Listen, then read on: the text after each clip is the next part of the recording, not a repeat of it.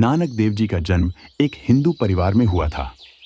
अपनी आजीविका के लिए नानक देव जी नगर के नवाब के मोदी खाने में काम करते थे। सुल्तानपुर शहर में नानक देव जी अपने बहनोई के तहत इस नौकरी पर लगे थे। नानक देव जी बड़े ही धार्मिक प्रवृत्ति के भक्त थे। हिंदू धर्म के देवी देवताओं की भक्ति और विष्णु जी के दृढ़ भक्त थे। नानक देव जी प्रतिदिन नगर से लगकर बहने वाली बेई नदी में स्नान करने जाते थे तथा वहीं पर घंटों तक साधना योग करते थे। पूर्ण परमेश्वर कबीर साहिब अपने विधान अनुसार एक जिंदा महात्मा का रूप बनाकर वहां आए।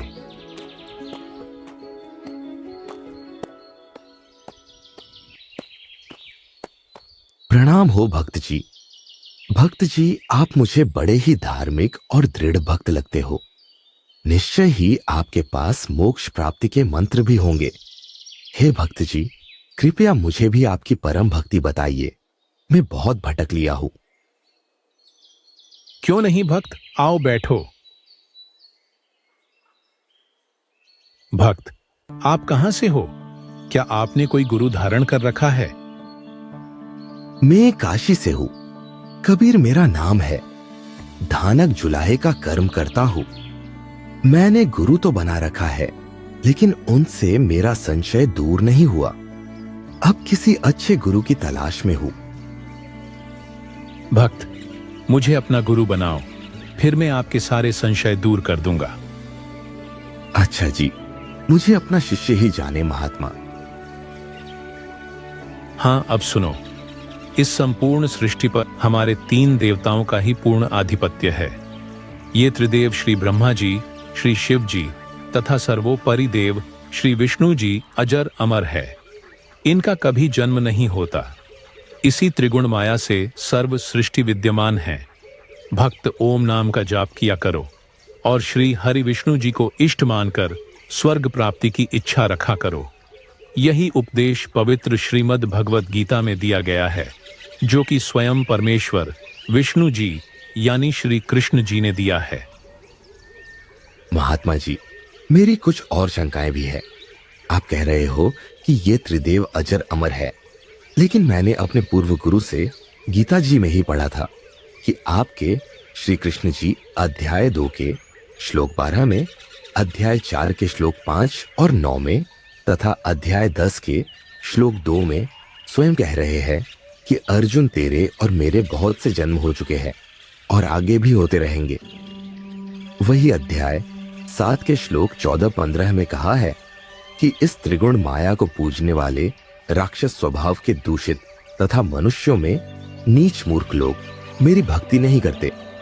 और फिर 18वें श्लोक में स्वयं की भक्ति को भी अनुत्तम यानी घटिया बता दिया, क्योंकि इससे जन्म मरण नहीं मिट सकता, यानी मोक्ष नहीं हो सकता। तो फिर हम किसकी भक्ति करें? नानक देव जी को गीता जी के कई श्लोक कंठस्थ याद थे, क्योंकि वे नित्य पाठ किया करते थे, जो कि अपने गुरु ब्रिजलाल पांडे से अध्ययन की थी। भक्त ओम नाम के जाप से ब्रह्मलोक में साधक जाता है, वहां से वापस नहीं आते।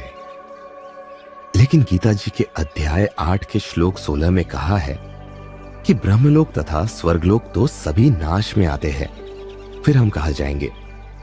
महात्मा, आपको पता हो तो गीता जी के अध्याय 18 के श्लोक 62 से 66 में एक अन्य परमात्मा का जिक्र किया है, जिसे ही वास्तव में अविनाशी और शाश्वत बताया है।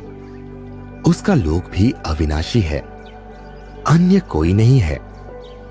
मान लिया कि आपकी इस भक्ति से आप स्वर्ग चले जाओगे, लेकिन कितने समय तक स्वर्ग में रहोगे? वो सब तो मेरी भक्ति पर निर्भर करता है। ज्यादा भक्ति करूंगा तो ज्यादा दिन स्वर्ग में आनंद से रहूंगा। ज्यादा समय भी रुक जाओगे तो फिर कहां जाओगे? फिर तो इसी मृत लोक में आना पड़ेगा और अन्य शरीर भी धारण करना पड़ सकता है। तो आपका मोक्ष कहा गया गुरुजी? क्या आपका जन्म मरण मिट जाएगा? नहीं। तो फिर आपकी भक्ति का क्या लाभ हुआ? भक्त का प्रथम उद्देश्य जन्म मरण से छुटकारा पाना होता है। आप तो फिर पूरे भक्त ही नहीं हुए। गीता जी अध्याय 4 के श्लोक 34 में कहा है कि उस पूर्ण परमेश्वर की यथार्थ जानकारी के लिए तत्वदर्शी संतों की तलाश कर।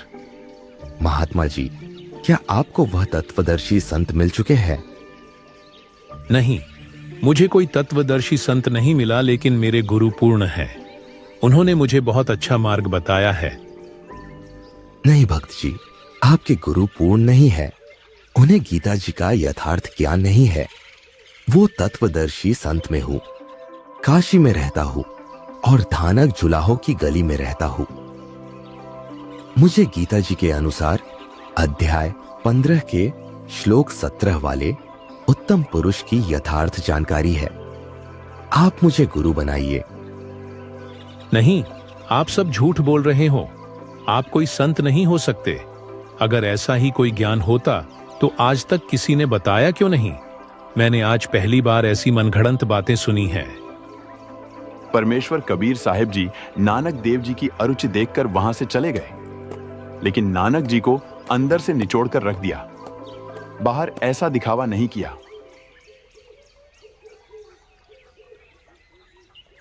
क्या हुआ भक्त जी? ये व्यक्ति कौन था? ये तो आपको गुरुदेव कह रहा था। हाँ भाई, ये काशी का नीच जाति का व्यक्ति है। कबीर नाम है उसका। बोल रहा था कि आपके भगवान पूर्ण परमेश्वर नहीं है। फिर मैं इसको बताने लगा तो बोलती बंद हो गई और फिर चला गया। नानक जी ने वहां से तो बात टाल दी, लेकिन अंदर ही अंदर उन्हें कबीर परमेश्वर के सवाल दीमक की तरह काट रहे थे।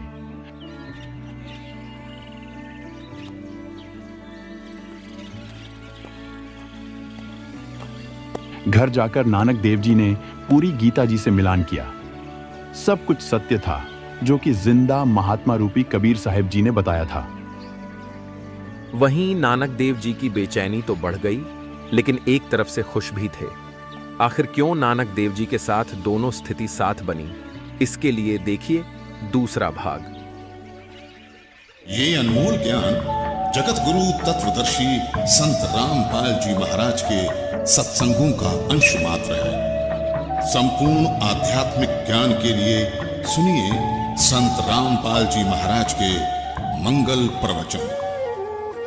आप संत रामपाल जी महाराज जी के मंगल प्रवचन संत रामपाल जी महाराज एप्लीकेशन पर भी सुन सकते हैं तथा उनके द्वारा लिखी पुस्तकें भी डाउनलोड कर सकते हैं।